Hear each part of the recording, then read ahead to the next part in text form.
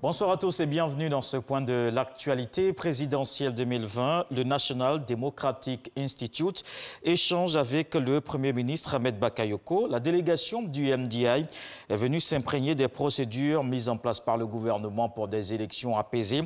L'organisme entend par ailleurs apporter son expertise et son assistance pour le bon déroulement du scrutin de ce 31 octobre. Alexis Ouedraogo.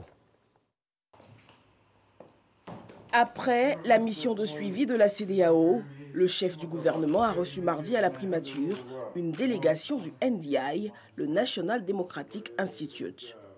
Alors nous avons pu briefer le Premier ministre sur l'ensemble de nos activités par rapport au renforcement de la cohésion sociale, par rapport à la lutte contre la désinformation et par rapport aussi à l'observation nationale que nous comptons faire en appui aux organisations de la société civile ivoirienne. L'Institut s'est aussi penché sur les violences constatées ces derniers jours dans le pays.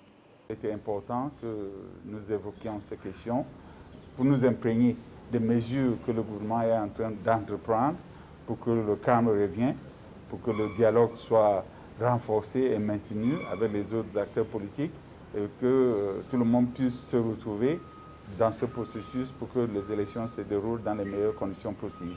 Le NDI appuie et accompagne la Côte d'Ivoire depuis de longues années dans la consolidation de la démocratie. La commission électorale indépendante qui déploie ses superviseurs dans les régions du pays, celui de Becker, vient de prendre contact avec les acteurs de cette présidentielle dans la localité. La rencontre s'est déroulée dans les locaux de la mairie de Boaké. Il invite les électeurs à retirer leur carte d'électeur. La date de retrait qui vient d'ailleurs d'être prorogée par la CEI, initialement prévue pour prendre fin aujourd'hui mardi. C'est finalement le dimanche 25 octobre que la distribution des cartes s'arrête. Les guides religieux se prononcent sur la situation sociopolitique actuelle là en Côte d'Ivoire. La conférence des évêques pentecôtistes et évangéliques lance un message de cohésion sociale. C'était à l'occasion d'une rencontre du bureau exécutif, c'est à Grand-Bassam, lors d'une session extraordinaire qu'ils ont fait la déclaration exhortant à la paix dans le pays. Dans le reste de l'actualité, en Guinée, la compilation des résultats du premier tour de l'élection présidentielle se poursuit. Des heurts ont éclaté dans la capitale guinéenne après que Cellou Dalein Diallo a revendiqué la victoire. Actuellement, la situation est calme, en tout cas sur la route qui traverse les quartiers réputés favorables à l'opposition. Dans ces endroits, la soirée de lundi a été marquée par des violences. Juste après les scènes de l'IS, le calme semble également revenu en région forestière. Les chefs des missions d'observation de l'Union africaine et de la CEDEAO jugent que la présidentielle s'est déroulée de manière régulière.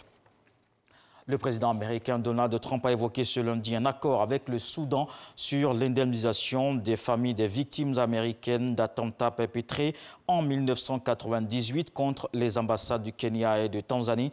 Il s'est dit prêt à retirer ce pays de la liste noire des États soutenant le terrorisme.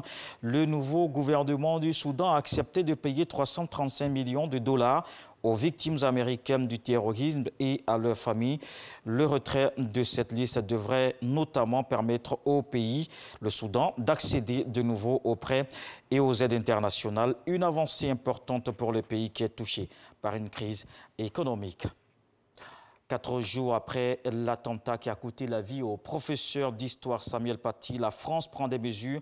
La ministre déléguée à la citoyenneté, Marlène Schiappa, reçoit les patrons pour l'Hexagone des réseaux sociaux et des plateformes. L'objectif est de trouver les moyens de lutter contre le cyber-islamisme. Pour ce faire, l'État français dispose depuis 2009 de la plateforme Paros qui reçoit les signalements des internautes. Après vérification, les policiers et gendarmes alertent les services compétents pour qu'une enquête soit ouverte sous l'autorité du procureur. Les infos régionales, c'est tout de suite. Je vous donne rendez-vous à 20h pour le journal.